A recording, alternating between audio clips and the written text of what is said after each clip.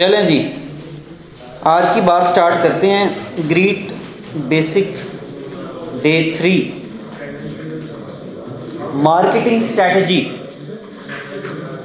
Sales is something else, marketing is something else. Sales जो है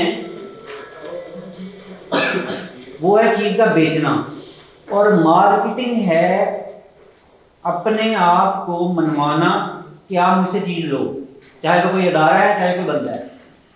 तो उसकी मुख्तलिफ स्ट्रैटेजीज हो सकती हैं। Manage and automate our CRM, मतलब हमारा जो सॉफ्टवेयर है, इंशाल्लाह बहुत जल्द जो है वो भी आप तक पहुंच जाएगी उसकी एक्सेस, जो भी परमानेंट काम करने वाले लोग हैं। तो CRM stand for customer relationship management. बात फिर वही आ गई कि सेल्स एंड मार्केटिंग में रिलेशन बहुत ज़रूरी है। जितना अच्छा आपका रिलेशन मार्केट में होगा, जैसे मैंने आपको बताया कि आपने अपने आप को अंडर एस्टिमेट नहीं करना, एक बात, और ओवर एस्टिमेट भी नहीं करना। ये दो हदूद हैं, प्लीज। अंडर एस्टिमेट ये है कि आप जब अंडर एस्टिमेट करते हो, आपने किसी ने आपकी तारीफ की और आपने अपने आप को इतना ओवर एस्टिमेट कर लिया कि आपके दिमाग में तकब्बर आ गया, तो आप बेसिकली उस सतह से ऊपर चले गए। ये भी नुकसानदेह है। आपने किसी को जो है, किसी ने आपको आपकी कमी बता दी आपके काम में, आपकी, और आप एहसास कंपनी में चले गए, ये भी खतरनाक है। तो इस दोनों जो हदूद हैं, इसके अंदर रहना है, उसके रहने के लिए ये सारी चीजें हैं। CRM बेसिकली आप में, जैसे मैंने बताया कि आप में से हर बंदा एक ब्रांड बन सकता है। वक्त गुजरने के साथ साथ आप में से हर बंदा एक ब्रांड बन सकता है, लेकिन उसके लिए आपकी मेहनत और आपकी लगन और आपकी जो वर्किंग है वो ये डिसाइड करेगी कि आप ब्रांड हैं या नहीं है। रिलेशनशिप जितना अच्छा डेवलप होता जाता है, वैसे बंदे का ऑरा बढ़ता जाता है, बंदा सोशल होता जाता है, ठीक है। तो उसको हैंडल करने के लिए सॉफ्टवेयर होते हैं। मेरे पास 10 तरह के क्लाइंट्स हैं। 10 जो क्लाइंट्स हैं उनके लेवल्स क्या क्या हैं, कौन सा बंदा किस लेवल पे आता है, ठीक है, उनकी आगे हिरार्की क्या है, उसका प्रीवियस एक्सपीरियंस क्या है, मेरे पास जब वो आया उसने क्या चीज ली है, नेक्स्ट उसकी नीड क्या है, तो ये सारी चीजें। सर CRM की फुल फॉर्म क्या है? Customer relationship management. सेकंड है प्रोफेशनल फोटो एंड स्टेजिंग, यानी आप प्रोफेशनल फोटोग्राफर एक हायर कर रहे हैं। अगर आप एक अदारे के साथ जुड़े या खुद भी आपको प्रोफेशनल फोटोग्राफी आती है, आप खुद कर लें, ठीक है। बल्कि इससे भी बेहतर मैं ये कहूंगा कि हमारे जो प्लेटफॉर्म्स हैं वहां पे हमारे पोस्ट जनरेट होती है, आप उसको शेयर करेंगे तो वो प्रोफेशनल कंटेंट होता है, ठीक है। उसको आप शेयर करेंगे, ये ना शैतान पट्टी पढ़ाता है। मैं मिसाल देता हूँ, ये सोच नॉर्मल जो हमारे यार, ये तो मैं अपने आप को तो नहीं कर रहा, मैं अपने कुछ लिखूं और इसको जो मैं उसमें लगा दूं। अगर आप इस पैनल को मजबूत करेंगे तो बेसिकली पैनल तो मजबूत होगा, आप उसका हिस्सा, आप भी मजबूत होंगे, आपकी एम्पावरमेंट होगी, ठीक है। आप एक खुद, यानी कि मैं एक कंपनी का नाम ले लेता हूं, डिस्काउंट कंपनी को कौन कौन जानता है? आज से बहुत साल पहले डिस्काउंट कंपनी एक छोटा सा ब्रांड था। डिस्काउंट से मुख्तलिफ लोग निकले हैं, वहां से सीख के उन्होंने पहले उसको एम्पावर किया, फिर अब कई तो उसके मैनेजर यहां तक हैं, उन्होंने अपनी कंपनियां बना ली हैं, समझ रहे हैं। तो ये कब होगा? ये नहीं कब हुआ, जब उन्होंने अपने आप को वहां पे मनवाया है और उसका जो है वो हिस्सा बने हैं और सीखा है वहां से। उसके बाद है जी, we must use power of social media through regular post and host information webinars. Webinars भी हो, अभी तो हमने स्टार्ट नहीं किए, आई थिंक वेबिनार्स भी हो सकते हैं, पॉडकास्ट हो सकती है, ठीक है। इस पर भी इंशाल्लाह वर्किंग चल रही है, टाइम टू टाइम ये भी चीजें सामने आएंगी कि आप ऑनलाइन अपनी कम्युनिटी को एंगेज करते हो, उसको वेबिनार कहते हैं, ठीक है। आप मुल्क से बाहर जो लोग बैठे हैं उनको आप एंगेज करते हैं अपने प्लेटफॉर्म पे, तो ये क्वेश्चन आंसरिंग होती है, ये बेसिकली होता है। वीडियो शेयरिंग है, स्ट्रीमिंग है, अभी जैसे हो रहा है तो एक लाइव वीडियो, कोई कंस्ट्रक्शन एक्टिविटी हुई, थोड़ी सी लाइव वीडियो बना के आप उसको कर दें, या सोशल मीडिया प्लेटफॉर्म पे जो हमारे चैनल से चीज़ें आ रही हैं उसको आप आगे एज ए शेयर कर दें। विजुअल टॉक्स हैं, उसके बाद build an and hire a professional photographer, use our company website as a marketing tool, खास तौर पे ओवरसीज के लिए। देखिए जो बंदे बाहर बैठे हुए हैं वो आपकी बात सुन लेंगे पूरी तरह, लेकिन वो क्रॉस चेक कहाँ से करेंगे? हरी बात है, ये छोटी प्रोडक्ट तो है नहीं, वो वेबसाइट के थ्रू करेंगे। ठीक है, तो हम अपनी वेबसाइट को भी चेक करते रहें रेगुलरली। हमारी जो ग्रेविटी की वेबसाइट है, हमारी पीजीसी की वेबसाइट है, उस पर भी हम जाके अपने चीज़ों को रेगुलरली चेक करते रहें, उससे उसकी भी रैंकिंग बढ़ती है। और जो बाहर बैठा हुआ बंदा है वो भी, उसका इस पे असर होता है। जब आप हर बंदे का कोई ना कोई रिलेटिव या कोई ना कोई दोस्त अगर बाहर बैठा है, उससे वो बात करता है, तो जब वो उसको इसका हवाला देगा और उससे आगे उसको ट्रैफिक मिलेगी तो एक अच्छा इंप्रेशन जाएगा। उसके बाद अंडरस्टैंड अवर टारगेट बायर्स। हमारे पास पूरा जो प्रोजेक्ट जो है ये एक प्रोडक्ट है, इसके अंदर प्रोडक्ट्स हैं डिफरेंट, शॉप्स हैं, अपार्टमेंट्स हैं, ऑफिसेज हैं। शॉप्स में भी मुख्तलिफ लेवल्स हैं, मुख्तलिफ स्क्वायर फीट्स हैं। तो हमारे सामने जो बंदा बैठा हुआ है, हमने ये देखना है कि इसकी क्या नीड है, इसकी कैपेसिटी क्या है। कल एक बात हुई थी ओवर सेलिंग, तो वो इसकी एंटी है कि एक बंदे के पास एक पेमेंट पड़ी हुई है, मिसाल के तौर पर 20 लाख, और हमने उसको 20 लाख वाली चीज ही दे दी, और उसको इंस्टॉलमेंट्स के बारे में हमने नहीं उसका माइंड प्रिपेयर किया, हमने सिर्फ अपने बारे में सोचा और उसको कर दिया। अब जब वो उसको चला नहीं पाएगा तो अल्टीमेटली बैक बाउंस हो जाएगा, और वो बात किस पे आएगी? हम पे आएगी या हमारे अदारे पे आएगी? तो ये एक नेगेटिव इम्पैक्ट जाएगा। तो ये इसके मुताबिक है कि भाई जब आपने किसी को चीज कोई देनी है तो उसकी नीड को समझना है, उसकी कैपेसिटी को समझना है, और ये स्किल डेवलप करनी है कि ये बंदा किस हद तक और कितनी चीज को आसानी से। इसका सिंपल सा फार्मूला कि आप उसको मंथली इंस्टॉलमेंट बताएं, उसको कैपेसिटी उससे पूछ लें कि भाई आप मंथली इंस्टॉलमेंट कितनी प्रिपेयर कर सकते हो, उस हिसाब से आप उसको चीज जो है वो दिखा दें। उसके बाद प्रोटेक्ट आवर ब्रांड आइडेंटिटी, ये भी बहुत जरूरी है। देखें हम सब लोग जो हैं वो इस पैनल पे जुड़े हुए हैं, ग्रेविटी पैनल पे, और ग्रेविटी अल्हम्दुलिल्लाह अब एक ब्रांड जो है वो बन चुका है। ब्रांड क्या है, मैंने इसकी तारीफ आपको कल बताई कि ब्रांड बेसिकली आपके माइंड में किसी चीज को लेके, किसी प्रोडक्ट को लेके एक आइडेंटिफिकेशन है, सबकॉन्शियस में पोजीशनिंग हो जाती है, रजिस्टर्ड हो जाता है। जब उसका नाम आता है वो कहता है ये बंदा है, इसको मैंने चीज देनी। ठीक है, तो अंडरस्टैंड हुआ कि ये आइडेंटिफिकेशन कितनी, इसको प्रोटेक्ट भी हम करें, इसको प्रोटेक्ट करेंगे तो बेसिकली हम अपने आप को प्रोटेक्ट कर रहे हैं, क्योंकि हम इस प्लेटफॉर्म से जुड़े हुए हैं। ठीक है जी, इसको सब बिल्ड एनर्जी बेसिकली एक जगह का बनाना, यानी कि मिसाल के तौर पे कोई ऑफिस है, आपका यहाँ पे कोई ऑफिस है या आपकी कोई चेयर है, तो उसकी एक आइडेंटिफिकेशन होनी चाहिए। ठीक है, लोग कभी भी जो जैसे मैंने बताया कि खुसूसियात से इंप्रेस होते हैं, तो ये चीज उससे जुड़ी हुई है। एक जो पंजाबी से मतलब कहना है कि ठैया बनाना, समझ रहे हो? अड्डा, हाँ, ये इन्होंने इंग्लिश में कहते हैं। अच्छा जी, ये उर्दू में भी मैंने प्रिपेयर थोड़ा सा कर लिया, मैंने कहा कि आप इसको एक बार। ठीक है जी, अच्छी चीज है, हमारे जो चाह रहे हैं कि आप उर्दू में ज्यादा, कोई बात नहीं। मैंने आपको बताया कि आप कभी भी मुझे कोई भी क्वेश्चन कर सकते हैं, मुझे रोक के पूछ सकते हैं, कोई इसमें मानियत नहीं है, ना ही कोई पनिशमेंट है। जिस चीज की समझ ना आए ओपनली आप पूछेंगे तो अंडरस्टैंडिंग बढ़ जाएगी, जब अंडरस्टैंडिंग बढ़ जाएगी तो परफॉर्मेंस अच्छी होगी, तो इसलिए पूछने में। चलें जी नेक्स्ट।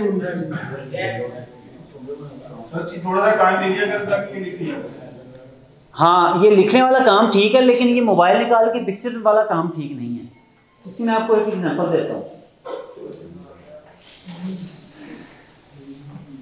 जो चीज इंसान अपनी मेहनत के साथ खुद गोश्त होके तैयार करता है, वो चीज उसके नजदीक वैल्यू रखती है।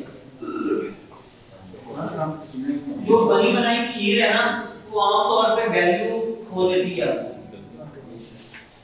सादा मान लर्निंग हमेशा रेजिस्टिविटी में होती है, जब बंदा अपने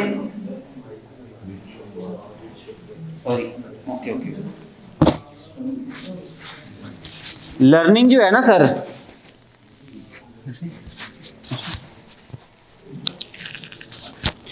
लर्निंग हमेशा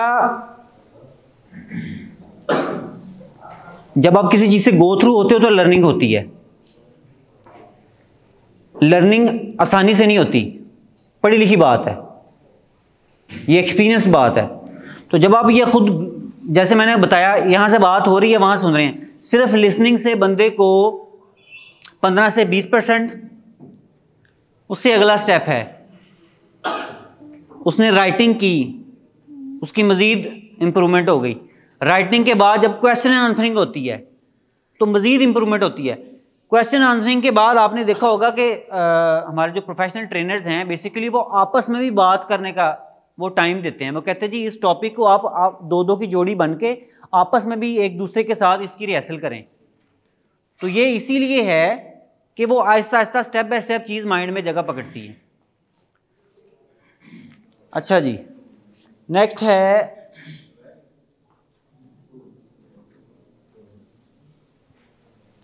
सेल्स मैच्योरिटी में मीडिया डिपार्टमेंट की अहमियत। इस पे इंशाल्लाह मैं जो है वो इनवाइट करना चाहूँगा अरमिश भाई को। वो थोड़ा सा हमें इसके बारे में, ये पॉइंट्स कुछ हैं वो आपको इसके बारे में बताएंगे कि हमारा ये जो डिपार्टमेंट है सेल्स मैच्योरिटी में, ये कैसे हमें हेल्प आउट कर रहा है और इसके क्या फ़ायदे हैं और हम उससे कैसा फ़ायदा उठा सकते हैं। मीडिया डिपार्टमेंट, काफ़ी दफ़ा पहले भी जिक्र हुआ है कि हम करते क्या हैं। बस यही सुनने में आता है कि बस कंप्यूटर के पीछे बैठे हैं, पूरा दिन ऐसे टाइम ज़ाया करते हैं, कोई 2 तस्वीरें खींच ली और चले गए। हमारी जो रोल्स एंड रिस्पॉन्सिबिलिटीज़ हैं बेसिक, सबसे पहला काम हमारा होता है कंटेंट क्रिएशन। एक ब्रांड कोई भी है, लेट्स सपोज सिर्फ जनरल बात करते हैं, कोई भी ब्रांड है, उसका कंटेंट होना है सोशल प्रेजेंस के लिए। बेसिक हमारी रोल्स एंड रिस्पॉन्सिबिलिटीज़ हैं सोशल प्रेजेंस। सोशल प्रेजेंस को ही हम अगर डिफाइन करें तो उसमें आता है कंटेंट क्रिएशन। पहला काम है हमारा कि कंटेंट बनाया। Keeping up with new trends, market को भी देखना है कि मार्केट में कुछ नया चल रहा है और हम वही 10 साल पुरानी कोई स्ट्रेटेजी लेके बैठे हैं, फेल हो जाएंगे। तो keeping up with new trends, communicate with clients. जितने भी आपके कोई क्लाइंट्स हैं या कोई न्यू लीड्स हैं या कुछ कोई भी होता है जो हमें सोशल मीडिया पे रीच आउट करते हैं, उनके साथ डील करना, उनके साथ जितना भी हो सके उनको कम्युनिकेट करना और उनको एक प्रोप्रिएट बंदे के तरफ ना उनको तारुफ करवा देना कि वो डायरेक्ट उनके साथ आगे से डील कर ले। फिर एनालिटिक्स एंड रिपोर्टिंग, जितने भी सोशल मीडियाज़ के पेजेस हैं उनकी पूरी रिपोर्टिंग करनी होती है कि वहाँ पे क्या हो रहा है क्या नहीं हो रहा। अब उसमें हमने कोई बजट वगैरह लगाया तो उसके क्या हमें रिटर्न रिसीव हुआ है, उसका ROI क्या है। हमें ऑडियंस रिसर्च करनी होती है। हम अगर अपनी टारगेट ऑडियंस को ही नहीं रीच आउट कर रहे, ऐसे ही बस लगाई जा रहे हैं, कुछ भी हम कर रहे हैं, उसमें कोई भी हमने अपनी ऑडियंस सिलेक्शन नहीं की हुई, तो इस तरह के कंटेंट का कोई फ़ायदा भी नहीं है। बाकी पिछले सारे प्रोसेस का कोई फ़ायदा ही नहीं है अगर हम अपनी ऑडियंस को ही नहीं हमने ठीक से सर्च किया हुआ। कंपेटिटिव एनालिसिस, ऑडियंस कौन है? आपकी ऑडियंस होगी आपके कनेक्शंस, आपके रिलेटिव्स, आगे उनके रिलेटिव्स, या इस तरह के कोई जितने भी आपके कोई दोस्त है, बाप, ये सब कुछ जो आपके एक सोशल नेटवर्क पे आपके साथ कनेक्टेड है, आपकी ऑडियंस वो है। किसी और की ऑडियंस वो नहीं होगी, डिफरेंट उसके अपने कनेक्शन, अपने सब कुछ होगा। हमारी ऑडियंस जहाँ पर नेट है वहाँ पे हम हैं। हमारे लिए कोई लिमिट नहीं है ऑडियंस की, लेकिन टारगेट ऑडियंस देखनी होती है कि हमारी टारगेट कौन सी है। अगर कोई बंदा इंटरेस्टेड ही नहीं है रियल एस्टेट में, या उसका वो कह लें अभी स्टूडेंट है बिल्कुल ही अभी, जो क्योंकि सोशल मीडिया पे तो हर कोई है, तो उसका कोई इंटरेस्ट ही नहीं है, उसको टारगेट करने का हमें कोई फ़ायदा भी नहीं है। कोई प्रॉपर बंदा होगा जिसको हमने टारगेट किया होगा, कोई इन्वेस्टर, एटलीस्ट उसका माइंडसेट में कभी कोई उसके डेमोग्राफिक्स में उसका कोई बिहेवियर ऐसा होगा कि वो इंटरेस्टेड, हमें लगेगा कोई शो हो रहा है, हमने अपनी आवाज़ उस तक पहुंचानी है।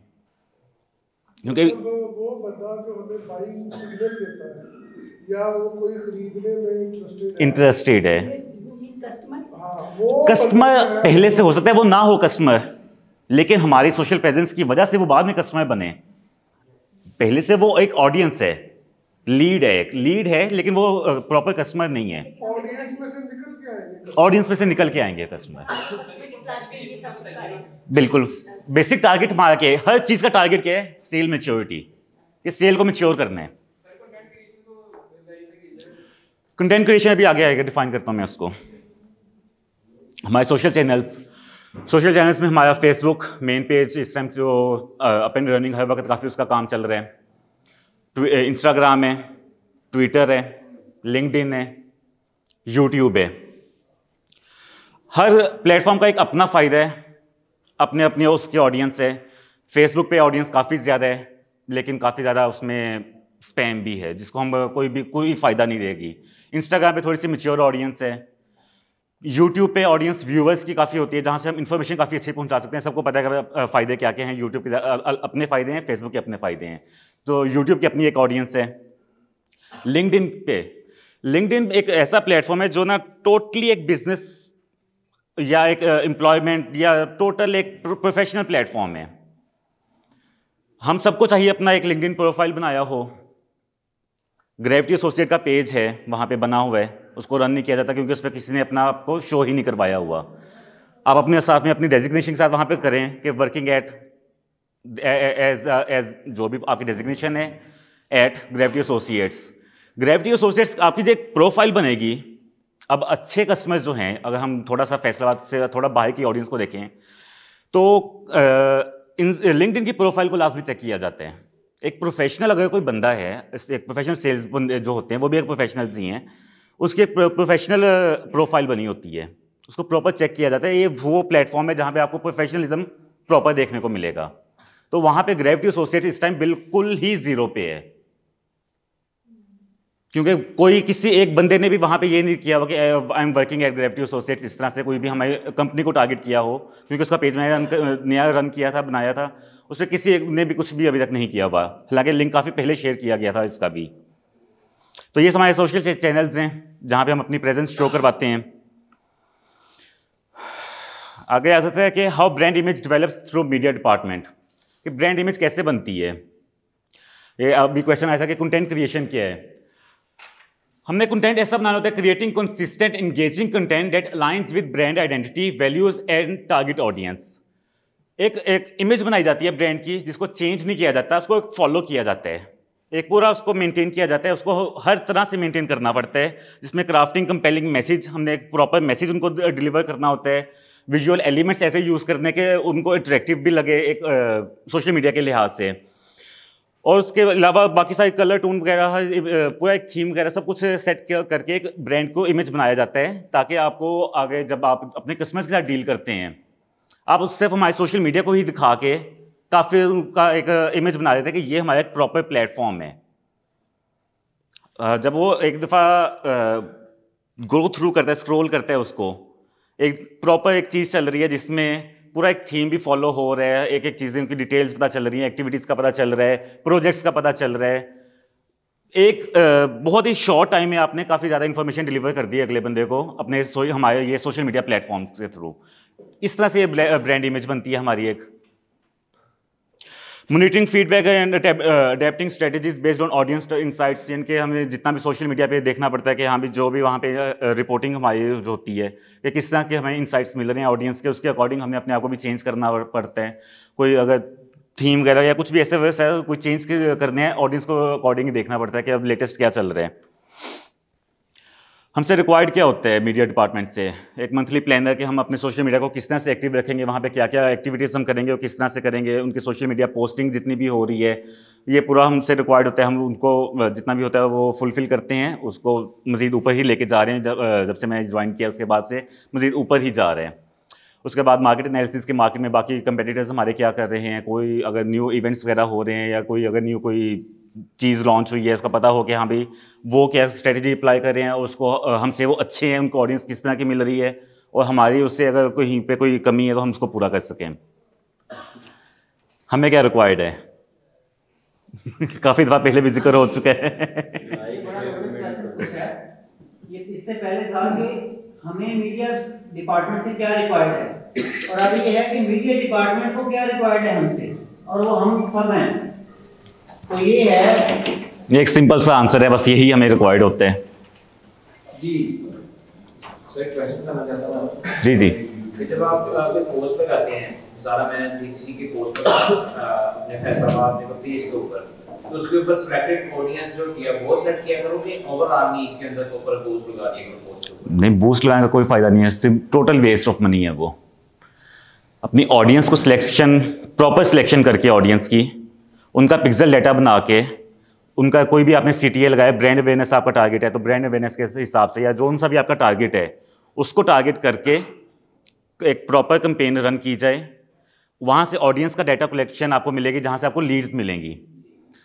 अब आपने लीड्स तो ले ली, लीड्स मैच्योर करना आगे आपके अपने ऊपर आ जाता है। लीड्स आ गई आपके पास, मैक्सिमम आपका टारगेट ये होता है कि लीड कोई आए तो सही, फिर हम उसको अपनी आगे मीटिंग वगैरह अरेंज करें या कुछ भी अपने डिलीवर करें मैसेज। तो लीड आ गई, लीड के आगे आपका अपना काम है। रिस्पॉन्स मिल जाता है बूस्ट से, लेकिन हमारी प्रॉपर टारगेट ऑडियंस के बगैर हमें फ़ायदा कोई नहीं है लीड्स का। जब वो बंदा इंटरेस्टेड ही नहीं है या उसका कोई रियल एस्टेट में उसका कोई नॉलेज ही नहीं है किसी चीज़ का, उसको हम इस तरह से खुद तो नहीं बनाएंगे लीड, या तो आपके ऊपर अपने ऊपर है उसको लीड बनाएंगे, वो इंटरेस्टेड होगा भी, कभी ना कभी हो ही जाएगा शायद, तो उसको बना के रखें जब तक वो सेल मैच्योर नहीं होती। अच्छा, एक क्वेश्चन मैं रेज कर दूं। टारगेट मीन आप टारगेट क्या है? जैसे हम फेसबुक पे पोस्ट टैग करते हैं तो हम टारगेट कम्युनिटी को ले सकते हैं, उसको टैग कर सकते हैं उसमें कि वो पोस्ट देखता है, उसी तरह उसके देखने वाले कुछ लोग उसको देखते हैं और वो डेफिनेटली फिर कंपनी प्रोफाइल पर भी जाता है। बेसिक इसमें ये आ जाता है कि जिस तरह हम हैशटैग्स यूज़ करते हैं, हैशटैग्स में हमने ग्रेविटी तो यूज़ किया ही हुआ है। अच्छा, इसमें मैं इसमें थोड़ी सी मज़ीद डिटेल आगे शेयर करता हूँ। इसी टॉपिक पे है कि अब इससे फ़ायदा किस तरह हो रहा है। How can we get advantages from media department in terms of sale maturity. Digital ads चल रही हैं सपोज फेसबुक पे, द ग्रैंड सेंट्रल मॉल की, ग्रेविटी एसोसिएट्स की। एक चल रहा है एक्टिव माइंड, एक चल रहा है पैसिव माइंड। आप लोग हैं सेल्स के सब, आप खेल रहे हैं अगले कस्टमर के साथ एक्टिव माइंड पे, हम खेल रहे हैं पैसिव माइंड पे। फेसबुक पे वो स्क्रॉल कर रहा है, कभी भी घर बैठा आम रूटीन में कर रहा है, ठीक है, लेकिन उससे पहले आपकी मीटिंग हो चुकी है एक दफ़ा उससे, आपने जिक्र किया अपनी ग्रेविटी एसोसिएट्स का जिक्र किया, आपने ग्रैंड सेंट्रल मॉल का बीच में वर्ड्स बोले। ये जो हमारे स्मार्टफोन्स हैं ना, ये हर वक्त एक्टिव होते हैं, हर वक्त ये एक्टिव हैं। वो जो एक है ना प्राइवेसी इज अ मिथ। जब एड्स मैंने चलाई हुई हैं, इधर से बैक एंड पे ऐड चल रही है ग्रैंड सेंट्रल मॉल, आपने आगे फ्रंट एंड पे बैठ के मीटिंग में जिक्र कर दिया था ग्रैंड सेंट्रल मॉल। वो बाद में उस टाइम तो उसका इंटरेस्ट नहीं बना, उसने आपकी बात सुन ली, लेकिन उस टाइम उसने कहा मैं बताऊंगा, या कभी भी उसका निकल गया जहन से या कुछ भी। बाद में भी वो बैठा कभी फेसबुक स्क्रॉल कर रहा है, लेकिन जब वो जिक्र आपने बोला हुआ word the grand central mall, उसके स्पीकर ने तो वो पिक कर लिया ना वर्ड, हैशटैग यूज़ कर लिया उसने कि यार ये वर्ड इसने यहाँ पे इसके सामने बोला गया था। फिर ग्रैंड सेंट्रल मॉल की एड्स उसको दोबारा शो होंगी, रेलेटिव पोस्ट आएंगी, जहाँ जहाँ पे भी द ग्रैंड सेंट्रल मॉल का हैशटैग यूज़ हुआ है वो यूज़ सामने आएगा। आपको वो दोबारा ये उस फलाने बंदे ने मेरे साथ मीटिंग की थी, ये उसी का ये प्रोजेक्ट है, इसको मैं देखता हूँ। फिर वो पेज को देखेगा, पेज पे आगे सब कुछ पहले से ही ऑलरेडी हुआ है,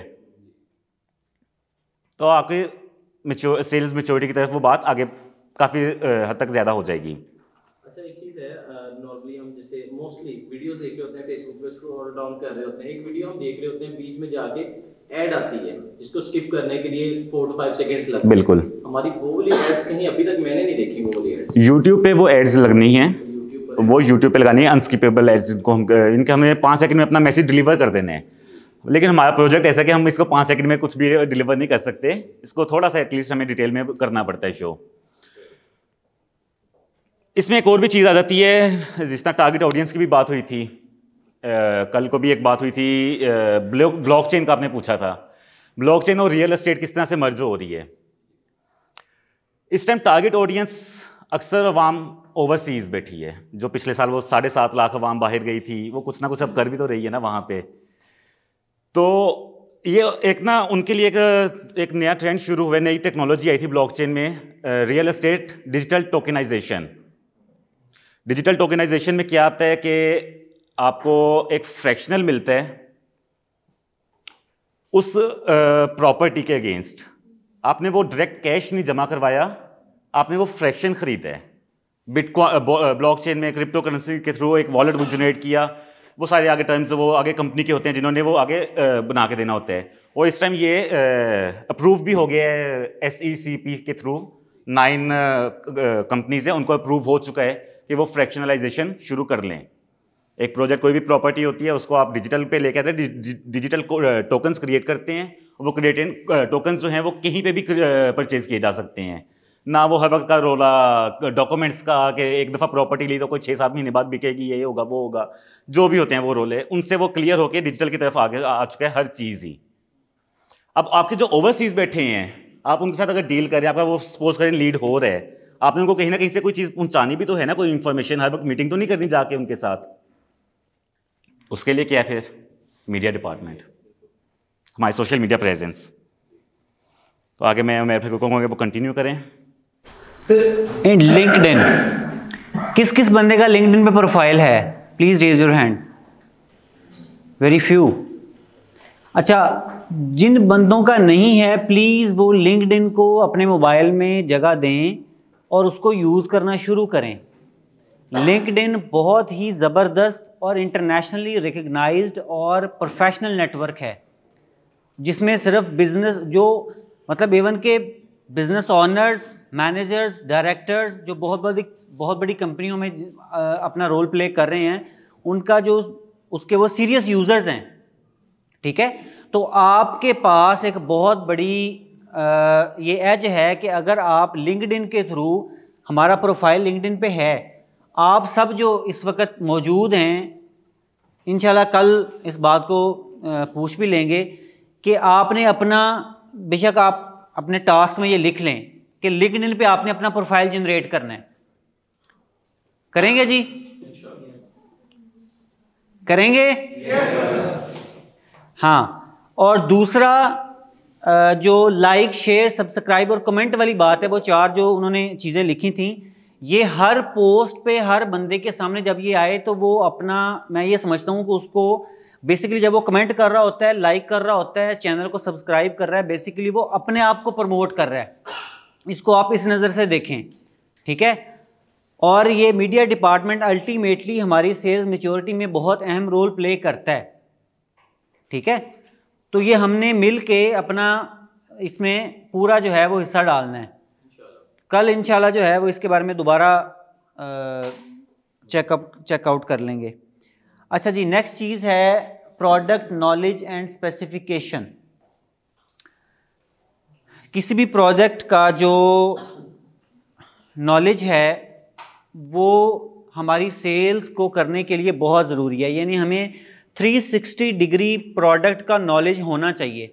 और प्रोडक्ट नॉलेज क्या है कि आपके पास जितने भी तरीके हैं मार्केटिंग के लिहाज से या फ़रोख्त के अहम पहलू जो हैं हमें पता हों, किसी प्रोडक्ट की खसूसियात, फ़वाइद और तकनीकी तफसीलात को समझना।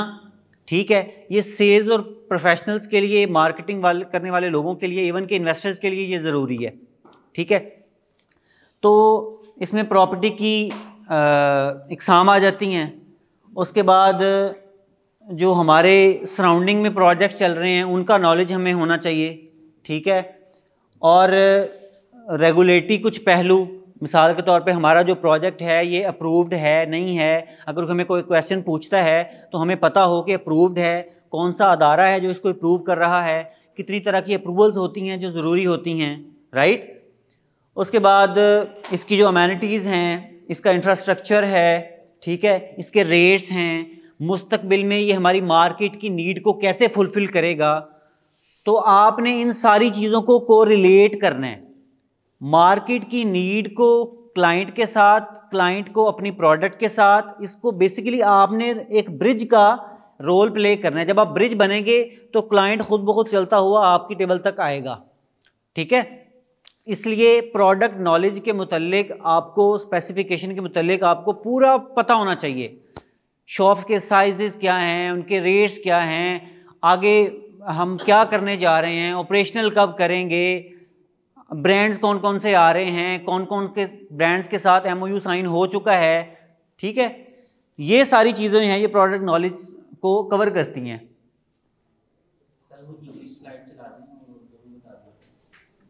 ये उसकी ट्रांसलेशन ही थी। हाँ जी, मैंने कि स्लाइड इंग्लिश चला दें, डिटेल आप उर्दू में बता दें। अच्छा जी, नोट्स उसमें बन गए थे तो जी जी ठीक हो गया। जी जी सर, आपने जो प्रोडक्ट नॉलेज की बात की है, तो इसमें जो लाइक TGC है जी, मैं अभी न्यू ज्वाइन करने के लिए आया, तो मुझे इतना इसका भी नॉलेज नहीं है कि किस फ्लोर पे क्या है, किस पे क्या है, तो ये ट्रेनिंग में ये चीज़ आगे बताई जाएगी मुझे। Definitely definitely definitely. ये हमारा after few days TGC mall पे हम पूरा जो है वो पूरे 2-3 फ्लोर्स को लेके डिटेल में इंशाल्लाह डिस्कस करेंगे। अच्छा जी, टेक्नोलॉजी इंटीग्रेशन है, इन्वायरमेंटल कंसिडरेशन है, प्रोफेशनल मैनेजमेंट है, ठीक है, stay informed about real estate, ठीक हो गया, कस्टमर सर्विस स्किल्स हैं, ठीक है। उसके बाद आपका ये जो फ्रीक्वेंटली आस्क्ड क्वेश्चन, मार्केट से जो क्वेश्चंस आ रहे हैं उनको आप काउंटर करें। अगर नेगेटिव क्वेश्चंस आते हैं, हर टीम लीडर अपनी जगह पे बैठ के उसके साथ जो काम करने वाले हैं उनके काम को नोट डाउन लाजमी करे, ठीक है, वो सबके लिए फ़ायदा होगा। देखें ना, अगर मार्केट से कोई भी क्वेश्चन आता है, क्वेश्चन से आपके माइंड में क्यूरियोसिटी वाला बंदा क्वेश्चन करता है बेसिकली, ठीक है, और जो क्यूरियोसिटी किसी क्लाइंट के माइंड में आई है, चाहे वो किसी थर्ड टीम मेंबर के बंदे के माइंड में आई है, तो आप तक जब वो क्वेश्चन पहुंचेगा और आपने अपने लीडर से उसका आंसर ले लिया, तो उस आंसर को आप सेपरेट कर दें। जब आप सेपरेट करेंगे तो अगर किसी भी टीम मेंबर का जब वो किसी के सामने बैठा होगा तो उसके सामने अगर वो क्वेश्चन और आंसर गुजरा होगा, तो डेफिनेटली जब वही सेम क्वेश्चन मार्केट से दोबारा उससे पूछा जाएगा, वो फ़ौरन उसका आंसर देगा, ठीक है ना। तो ये चीज़ बहुत ज़रूरी है। उसके बाद फीडबैक की बात हुई पहले हमारी कि कस्टमर से फीडबैक लाजमी लें, ठीक है, उससे हम अपनी प्रोडक्ट में, ये तो अभी हमने अपने कंपनी के कैरियर के स्टार्ट में इतना बड़ा प्रोजेक्ट लॉन्च किया है, अभी तो हमने अल्हम्दुलिल्लाह मुख्तलिफ सिटीज़ में जाके मुख्तलिफ प्रोजेक्ट्स करने हैं। क्यों जी, रेडी हैं आप इसके लिए? Are you ready? गुड। सबसे पहले इसके ऊपर एक माइंड में मेरे बात आई है कि सबसे पहले इंसान के माइंड में चीज़ आती है विजुअलाइजेशन, इमेजिनेशन। इमेजिनेशन के बाद वो चीज़ जो है वो कंप्यूटर में, आजकल तो कंप्यूटर पहले कागज़ों में आती थी, ठीक है, कागज़ों पे ड्रॉ हो गई, कागज़ों के बाद वो आहिस्ता आहिस्ता आहिस्ता आहिस्ता रियलिटी की शक्ल इख्तियार करती है। तो ये एक प्रोसेस है और कुदरत के किसी भी प्रोसेस को हम चैलेंज नहीं कर सकते, ये कुदरती प्रोसेस है। तो फीडबैक इसलिए लिया जाता है कि भाई हमारा काम कैसे इम्प्रूव होगा, हमारी प्रोडक्ट को अगर हमने इम्प्रूव करना है उसमें क्या क्या मज़ीद यानी कि उसमें स्पेस है इम्प्रूव करने के लिए। वैसे तो अल्हम्दुलिल्लाह हम जो बना रहे हैं ये अगले 30-40 सालों की ज़रूरत पूरी करेगा मार्केट की। क्या आप समझते हैं इस चीज़ को?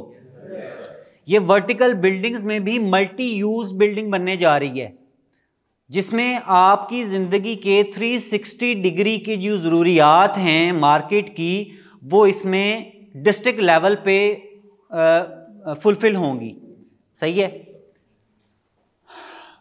प्रोडक्ट हिस्ट्री, हमें इसकी हिस्ट्री का भी पता होना चाहिए, कंपनी की हिस्ट्री के बारे में भी हमें पता होना चाहिए, ठीक है, उसके बारे में पहले बात हो चुकी है। टीम मेंबर्स के बारे में, अपने डायरेक्टर्स के बारे में, मैनेजर्स के बारे में, नेम्स, ठीक है। स्टार्टिंग में मतलब ऐसे भी हुआ कि एक बंदा किसी का कस्टमर आया, अब वो इंसान है ना, वेरिफिकेशन चाहता है, उसने पैसे लगाने हैं, लाखों रुपया लगाना है, उसने चेक तो करना है। अब वो किसी थर्ड टीम मेंबर के पास आया, उसने कहा जी आप फलाने बंदे को जानते हो? उसने कहा नहीं, मैंने तो इस नाम का बंदा सुना ही नहीं है। अब उसके मन में डाउट पैदा हो गया। ये मैं आपको एक केस स्टडी बता रहा हूँ। डाउट पैदा हो गया। उसने कहा यार ये तो बंदा काम ही नहीं कर रहा और मुझे ये कह रहा है कि मैं वहाँ पे ये हूँ वो हूँ और मैं जो है वो इसको तो पैसे देने लगा हूँ। अब जब दोबारा उसने उसको, जिसका वो क्लाइंट था, उसने आके दोबारा जब कहा कि यार इधर एक बंदा पूछने आया था तो किसी ने कहा कि मैं तो जानता ही नहीं उस बंदे को, तो वो नेगेटिव हो गया। 6 माह बाद वो बंदा मैच्योर हुआ। 6 माह लगे उसको अपनी वो कन्फ्यूजन, एक छोटी सी, कहने को तो एक वर्ड्स ही थे जो उसने कहा मैं नहीं जानता इस बंदे को, लेकिन उसने इतना नेगेटिव इम्पैक्ट डाला कि वो बंदे को 6 माह लग गए इस पॉइंट पे आने के लिए कि मैं दोबारा इन्वेस्ट करता हूँ, मैं इन्वेस्ट करता हूँ। तो ये चीज़ बड़ी मैटर करती है कि आपको अपनी हिस्ट्री के बारे में, अपने टीम मेंबर्स के बारे में, उनके नेम्स नंबर, पॉजिटिवली हम एक दूसरे की जब सपोर्ट करेंगे तो एक बहुत बड़ी ताकत बन के हम लोग जो है वो उभरेंगे। अब आ जाती है जी कम्पिटिटिव नेसेसिटीज़।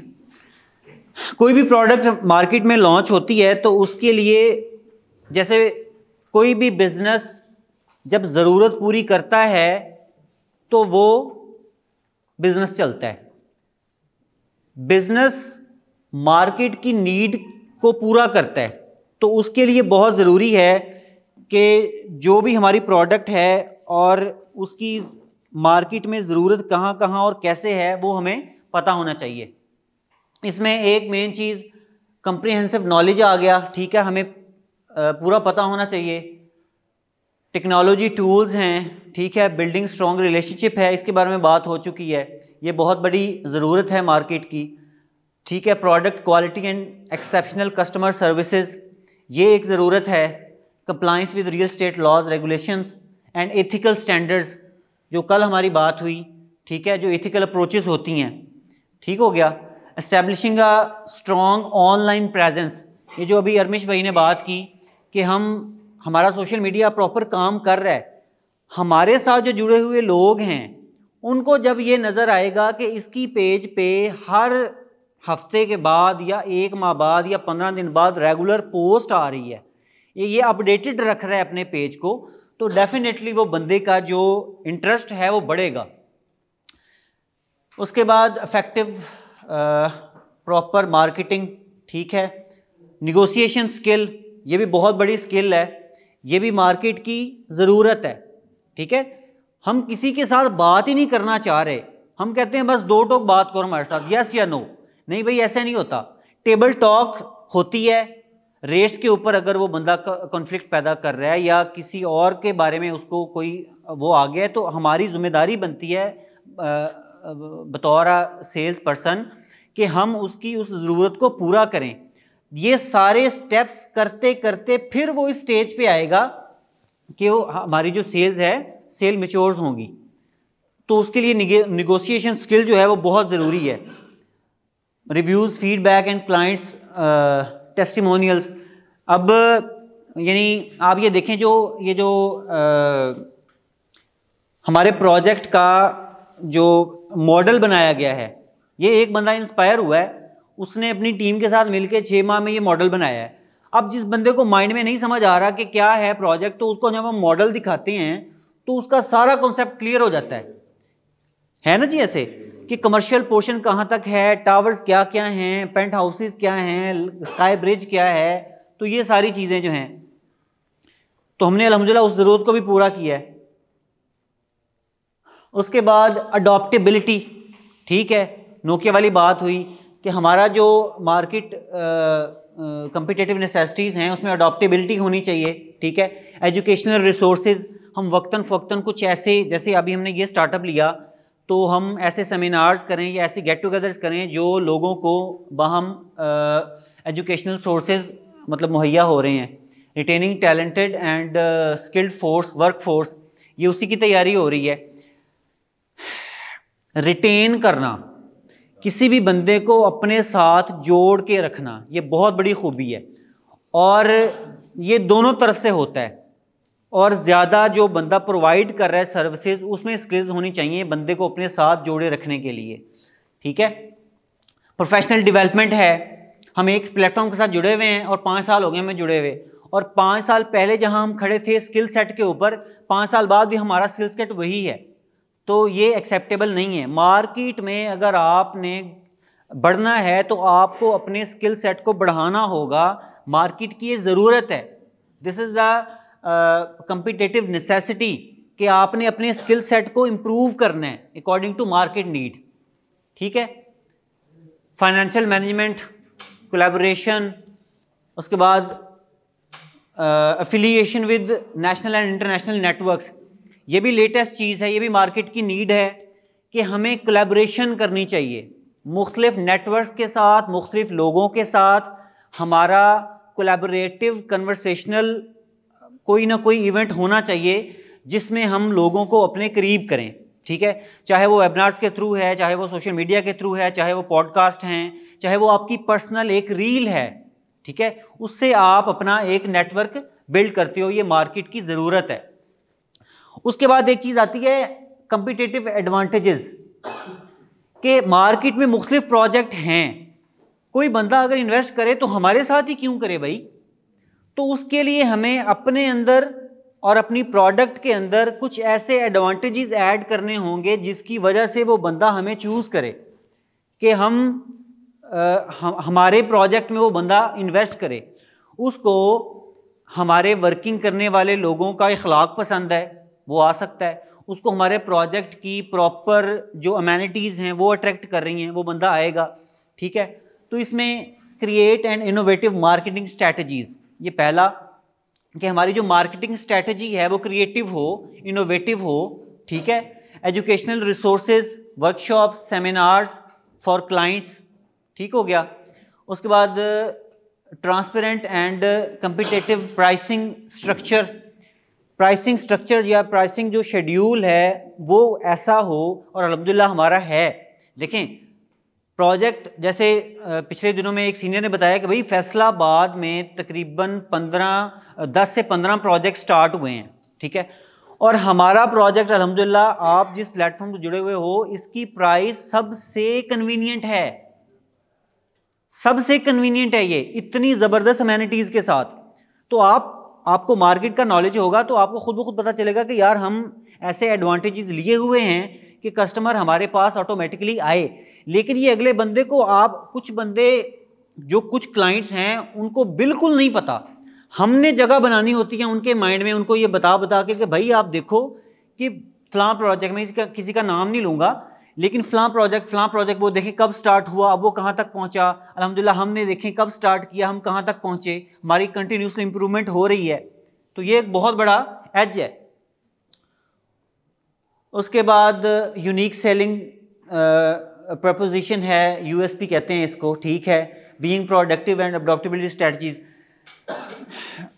जितना भी मार्केट में कोई भी चीज़ जो सेल होती है, जैसे एक मोटिवेशनल स्टोरी में भी बताया गया कि वो फिश फिलॉसफी एक जो बताई गई कि कुछ ऐसी चीज़ें पैदा करना अपने अंदर, अपनी प्रोडक्ट के अंदर, जिससे लोग कंपैरेटिवली हमें सेलेक्ट करें।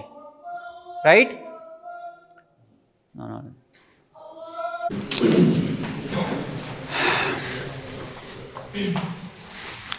इंटरनेशनल कम्युनिटीज़ में किस किस ने काम किया हुआ है? मुल्क से बाहर 2, ओके, 3,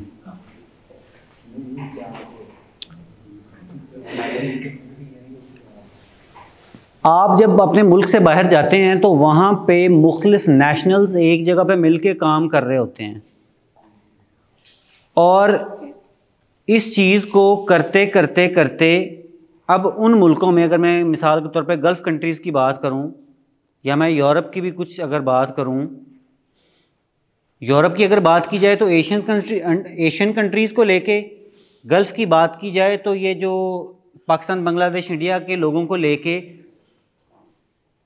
जो सीनियर्स हैं वो वहाँ पे जो काम कर रहे हैं, उनके माइंड में एक इमेज जनरेट हो चुका है। वो इमेज कहीं ना कहीं हमारी नेशन को, अगर मैं पाकिस्तानियों के हिसाब से बात करूं तो वो नुकसान पहुंचाता है। जैसे हमारी कंपनी में, मेरा एक दोस्त यहाँ पे बड़ा अच्छा बैठा हुआ है, उसको पता है कि हमारे कुछ वर्कर्स, जब कंपनी ने फ्री टाइम दिया कि आप यहाँ पे बैठें, खाना शाना खाएं, चाय पिएं, रेस्ट करें, बस आपने पंच इन करना है, रेस्ट करनी है, पंच आउट करना है और चले जाना है कैंप में।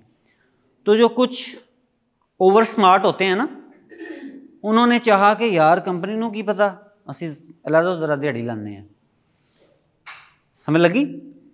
उन्होंने जनाब निकले और मुख्तलिफ जगह पे जाके उन्होंने अपनी सेटिंग की। अब ज़ाहिर बात है दोस्त तो होते हैं, और सेटिंग करके उन्होंने अपनी दिहाड़ी लगाना चाहिए, और वो दिहाड़ी कईयों की लग भी गई। लेकिन उसका इम्पेक्ट क्या आया कि जब वो मैनेजमेंट तक बात पहुंची तो मैनेजमेंट ने एक डिसीजन ले लिया कि यार अगर इनको यहाँ पे बुलाना है तो सादा जबान इन्होंने बन के रखना वा, इन्होंने खुला नहीं छड़ना, क्यों ये कौम आसानियां वाली नहीं हैगी सादा जबान च। उसका बैड इम्पैक्ट आया ना, तो मैनेजमेंट ने डिसीजन ले लिया।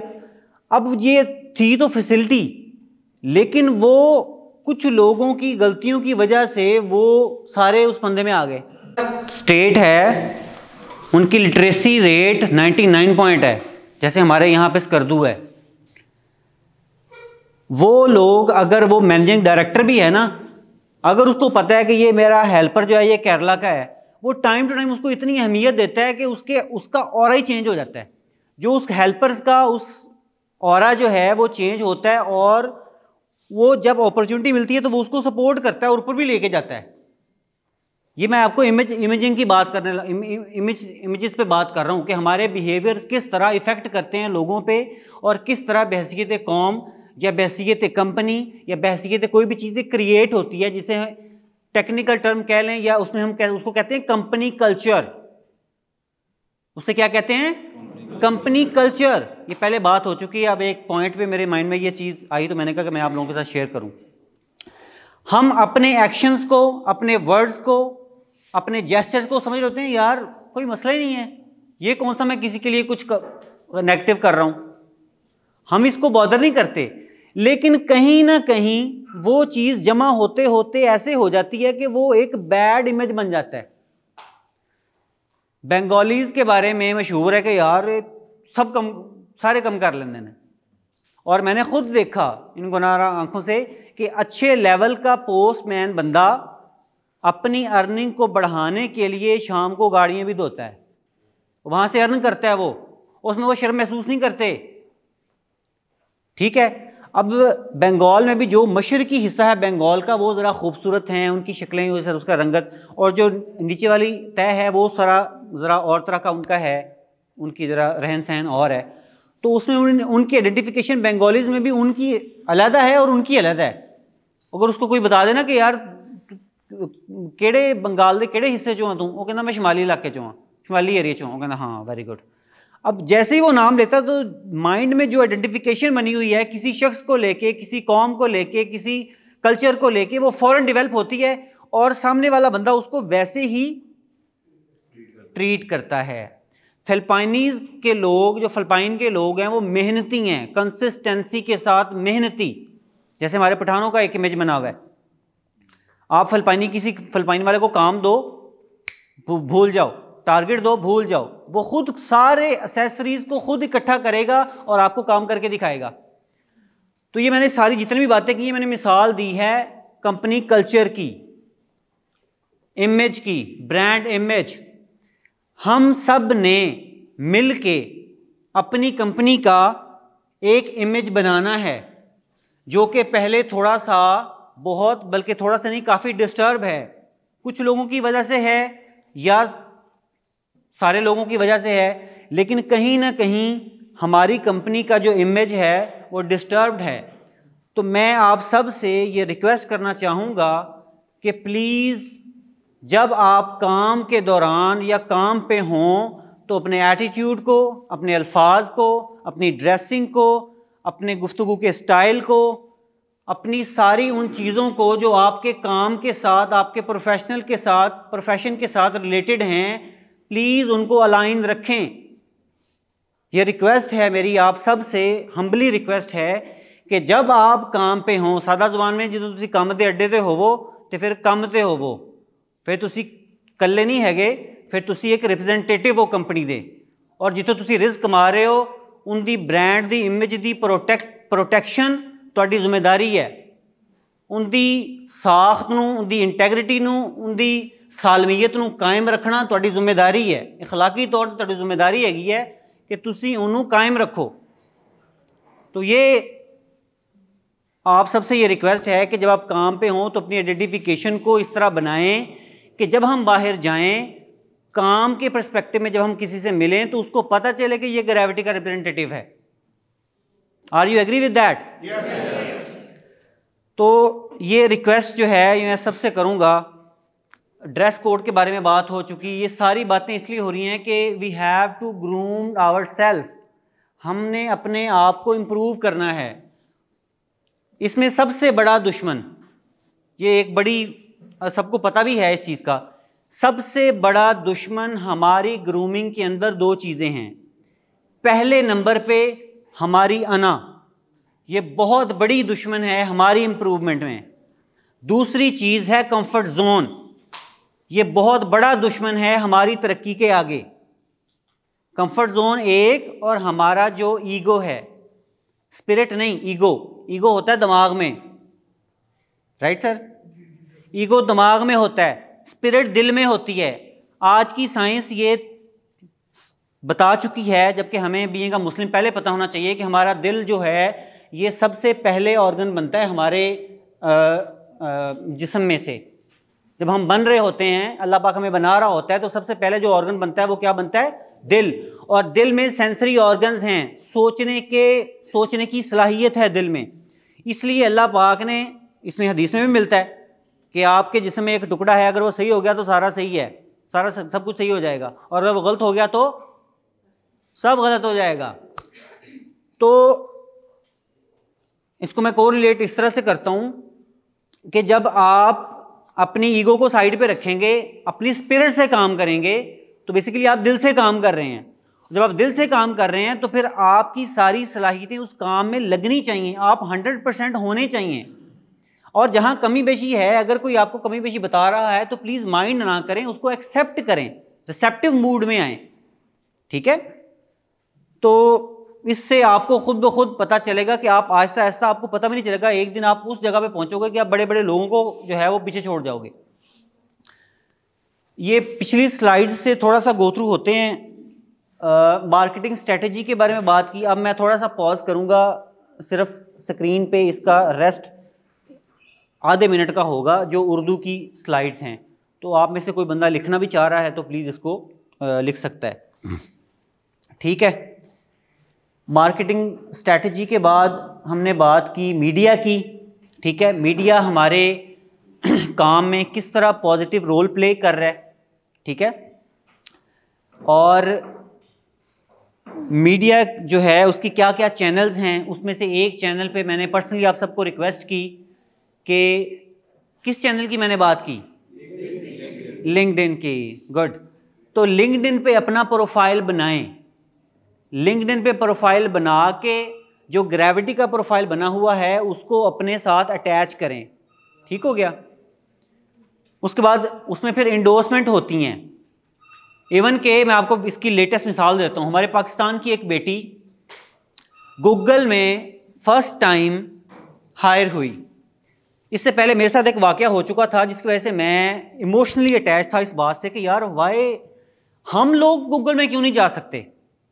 मेरे पास ये बहुत, मेरा ये एक, आप समझ लें कि जब बंदा मुल्क से बाहर होता है तो पेट्रियट का जो पोर्शन है ना वो बड़ा हाई होता है।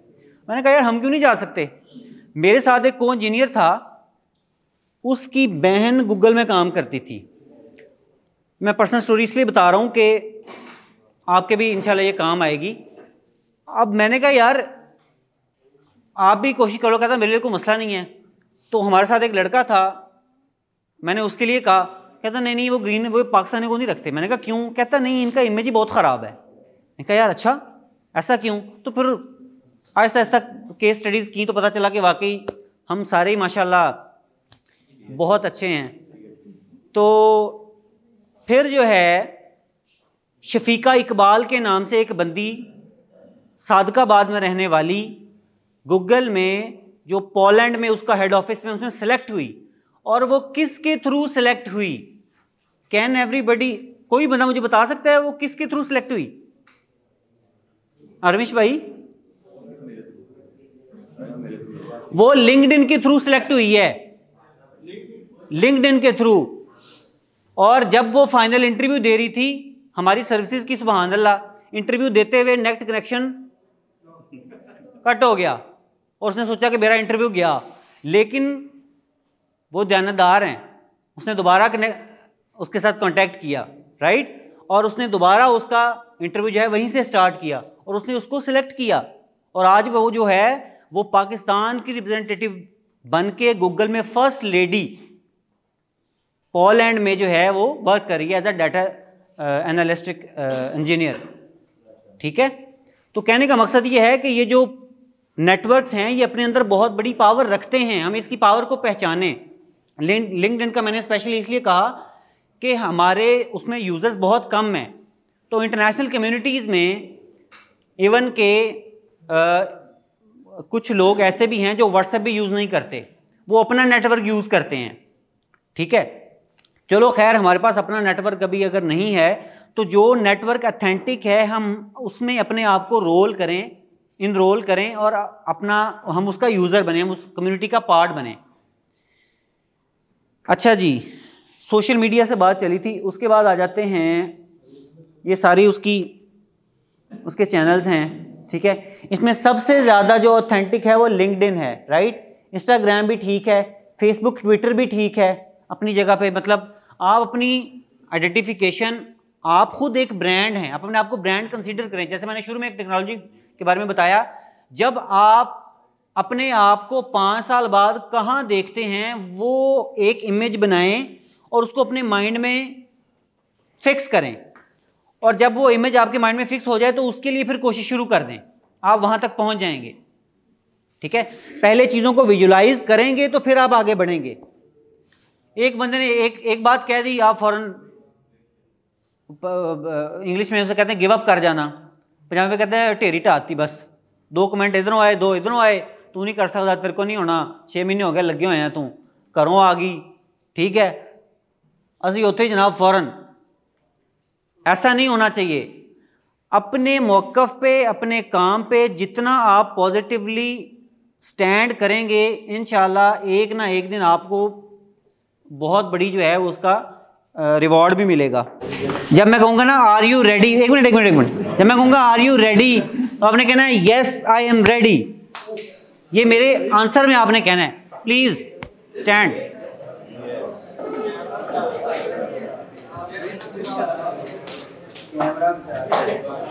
जी, आर यू रेडी?